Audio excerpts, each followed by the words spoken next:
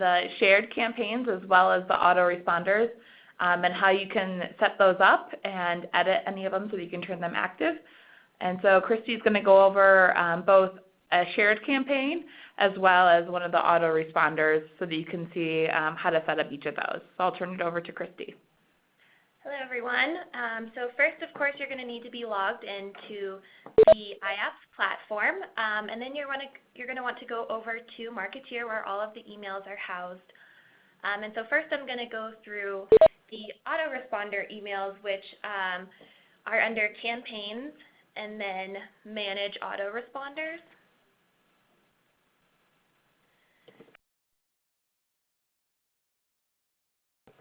And you'll see 4 different autoresponders, and what these are emails that are automatically sent out as soon as a trigger happens in Datadog for these particular things. So we also have a reference sheet available for you on the support site that has a brief overview of each campaign that's available under the autoresponders and the triggered emails, so that you know when exactly it's triggered and what the purpose of the email is. And so I'm going to go through scheduling the Welcome to the Pack email, which is sent out as soon or when someone completes the interview, and that has been noted in Datadog. So how you will edit as this. Noted in Datadog as they pass it. So it only send to people who have passed. Yep, exactly. And so you click the email, so you see that it's highlighted in yellow, and then you're going to click Edit at the top here. So once you're in here, you're given this screen. It looks a little bit different than the shared campaigns, but you'll see the name of the email, sender name, and whatnot. You'll also want to double check that the correct trigger is marked, and so since this is the Welcome to the Pack email, the Welcome to the Pack trigger is marked here. And to actually go in and edit the email, you're going to scroll down and you'll see the email right here. Click on it again and then select Edit, and you'll be taken into the email editor.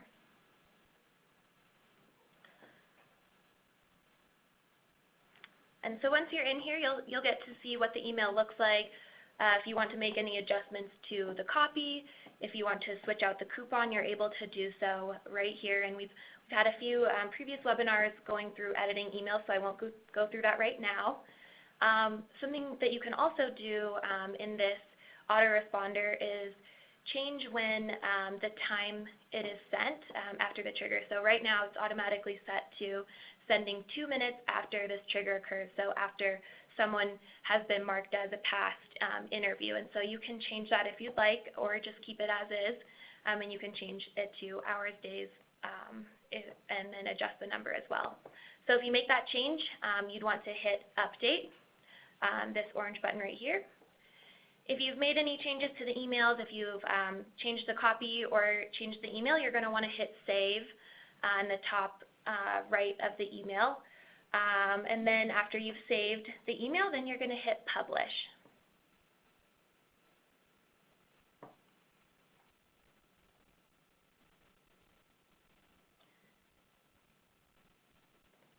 And that will take you back to your I don't know why it's not going.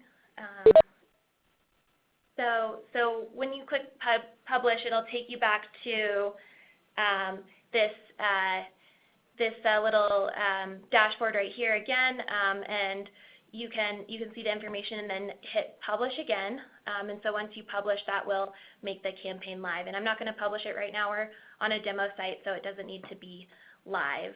But if you go back into your Manage Autoresponders section of Marketeer, you can see the different emails that you have, and you can see their status over here. So you can see that the current status is inactive for these. If you'd like to make a campaign inactive that is currently active, you click it, you hover over the Actions drop-down menu, and then you click Make Inactive.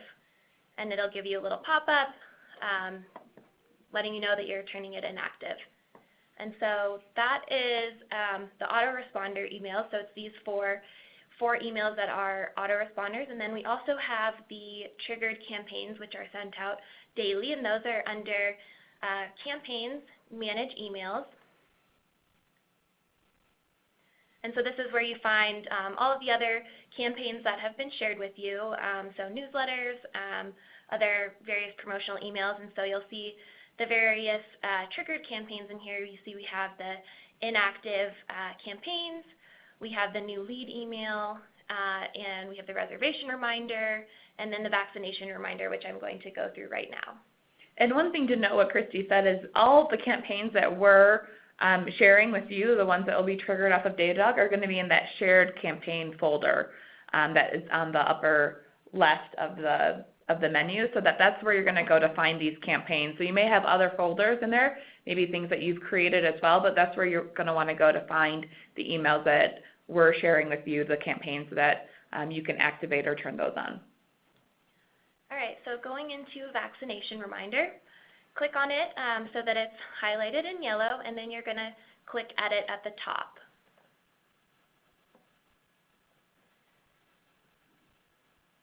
So again, just like with any other email or autoresponder, you can see what the email looks like, you can see what the text is, you can make any changes that you want if you want to change out the coupon. And the vaccination email sends out status when a vaccination is expiring within 30 days, and it sends the status of all of those, the pets vaccinations for that family. And so that's why you'll see the different fields here. Those will either fill in with other pets or disappear once the email is sent. And so if you have made any changes, if you switched out the coupon or anything, you'll make sure that you hit save. Otherwise, you can choose the recipients here at the top. So you click choose recipients. And for these triggered emails, each email has a distinct list that it needs to be connected with. And so those are all under the distributed lists. So those are lists that we've shared with you. These lists are being fed into from Datadog. And so you'll need to choose the list or lists that are associated with the email that you're trying to send. And so for the vaccination, we have the different vaccination lists for the number of pets. And so you'll want to make sure that all of those are checked in here. And so if you accidentally add a list that you didn't want to add, you can click the X next to it over here on the right side of the screen. But you'll want to select the vaccination list for this. If you were sending the inactive 120 days, you would select that list, and so on and so forth. And so selecting the vaccination list that we have, and then I'm going to hit save and schedule. And so now I'm given a screen where I can choose the date for the first email sent. But this is going to be an email that's sent every day to people who have a vaccination expiring in 30 days from that date. And so you choose the date for the first email to go out. If you want to go out at a particular time, you'll adjust that here. If you need to change the time zone at all, you have that option. And then you're going to want to select daily so that it's sent out every day to people who have that vaccination expiring in 30 days. And then you can select no end date so that it always goes out and is always going out on your behalf. And something to note for the new lead email specifically, we don't have to do it with this one, but with the new lead email, when you're setting that up, be sure to check this box right here to only send this email to a recipient once. And we have some written instructions as well for this webinar, and that is noted in those instructions so that you have that, and don't forget to do that when you're setting up the new lead email. And so we've got all the settings here that are correct, and now I'm going to click Review and Send. And this is similar to when you're reviewing and sending a newsletter or another email through Marketeer. It's going to give you a pop-up. You're going to see all of the details of the email. You'll see the preview of the actual email, the date, the time, the delivery options, and then you'll get to see the subscriber list as well. And so you'll want to double check that everything's matching up, and if everything is correct, then you would hit publish. You don't need to submit it into workflow like you do with the website. With emails, you can just go ahead and hit publish. And so again, I'm not going to publish that since it's just a demo account. But once you have published an email, you'll be able to go into your Marketeer dashboard and see where these emails are and that they're actually scheduled. And so you click on Dashboard up here in the menu, and you would see that you would have scheduled emails going out. You would see the vaccination here, or you would see the inactive campaigns here in this list if you had them scheduled to go out. And so that's how you can verify that the campaign is on, that it's running, is that it lives under the Scheduled tab. And one thing to note about these triggered emails is that it's going to send out to just the customers that meet that criteria each day. So as Christy mentioned, for the vaccination reminder, if you activate it and schedule it, it's going to go from that date forward, and each day it's only going to send that email to the customers that have a vaccination expiring 30 days from that date. So all of these campaigns aren't retroactive, and so each day it may only go to a couple customers depending on the status of your client list. But just keep in mind that some of those client lists may be very small, but there's nothing wrong with the campaign. It's just it only goes to those select customers every day. So it runs daily for you. Once you set it up, it'll continue to run until you turn it off. So going through the setup process, you should just have to do it once, and then it will be good to go until you decide you want to change a coupon or turn a campaign off.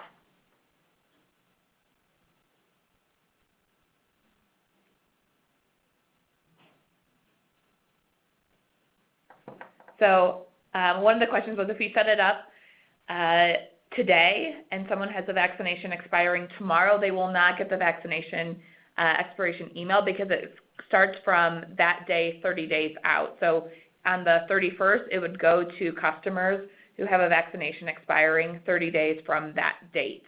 So it's not going to do retroactive sending. It's just going to go from that date going forward. So that's why we encourage you, if there's one of these campaigns that you're interested in, to set it up and so that you can get your customer base into that queue.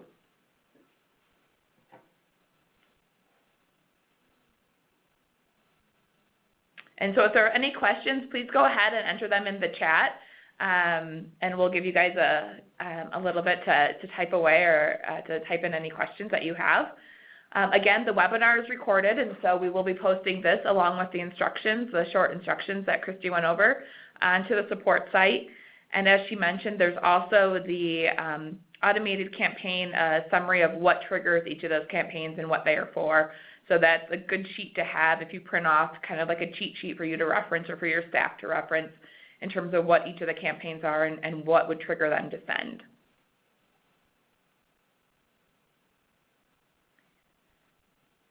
So I'm not seeing any more questions coming in, but if you do have questions after reviewing the materials, please feel free to reach out to myself or to Christy, and we'll make sure that we get those answered for you.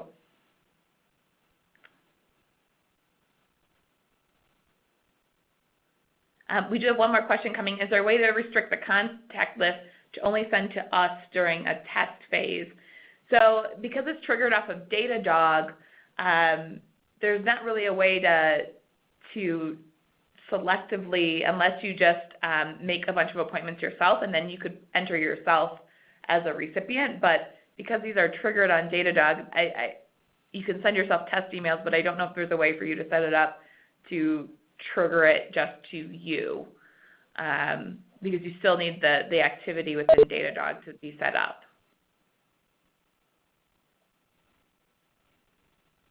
How do you know when you get a bounce back? A bounce back meaning that the email didn't send.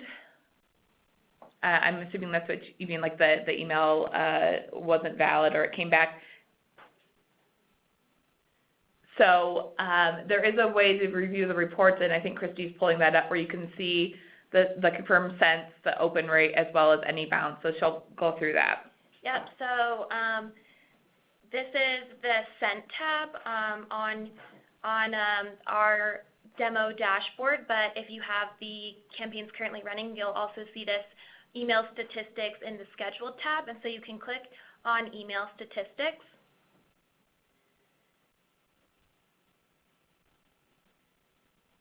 And that's where you'll be able to see on a particular date how many emails were sent, how many were delivered, and you'll be able to see if there were bounces on a particular date, and you can export these.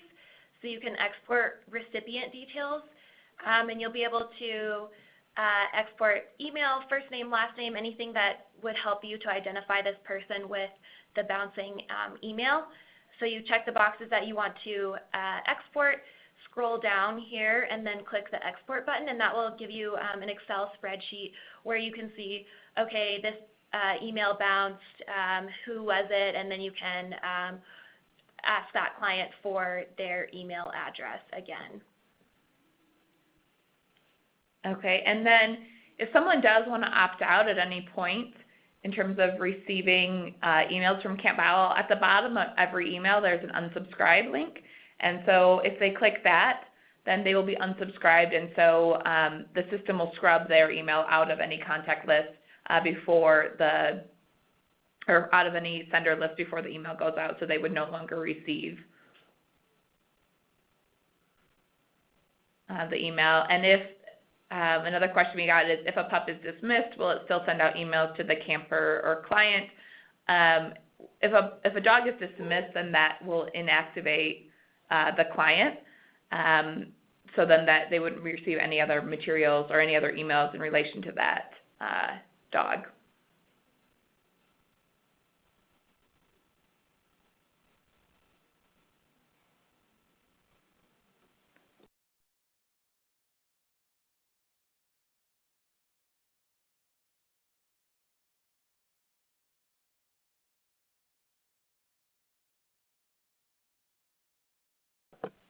And then one other question I'm seeing coming in is what happens if they try to reply to an email. You define who it's from, and it's going to be coming from your camp. And so if they hit reply, it'll reply back to your camp email.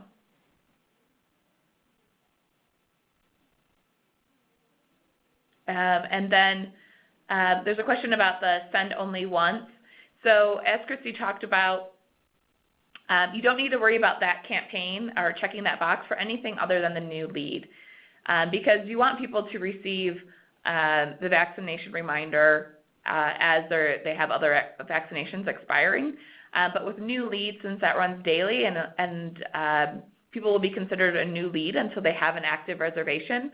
So you want to make sure that you check that box just so the new lead doesn't receive it every day.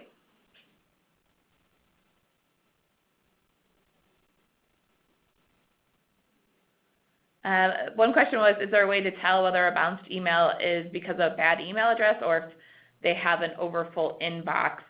I don't think that there's anything else that you can see other than it bounced. Generally, I haven't seen anything bounce because of the inbox is too full. Most inboxes that have a pretty large capacity these days. So I would assume that most of the bounces would be because it's a bad email address.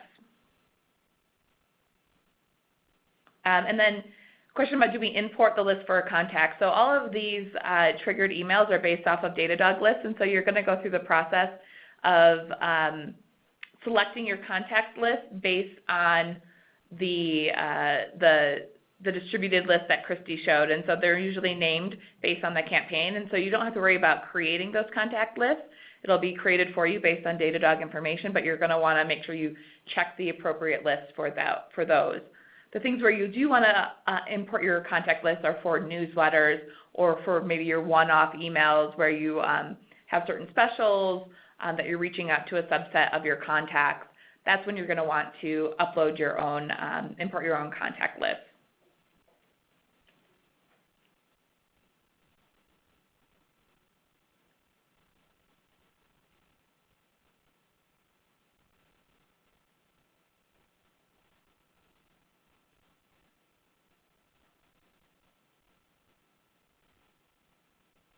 One question, do we have any statistics on whether these go to junk mail or are we on a list? We do have we validated that we have the domain campbauer.com, so anything received from campbauer.com should be allowed and flagged as something that's legitimate, and so it shouldn't be going to your any spam folders or junk mail.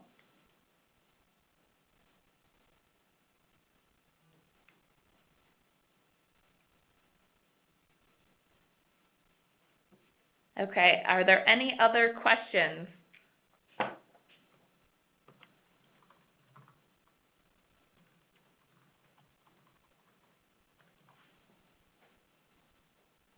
All right, I'm not seeing any. So again, if you have more questions that come up, feel free to reach out. And always you can reference these this webinar and these materials on the support site. So thank you everybody for joining.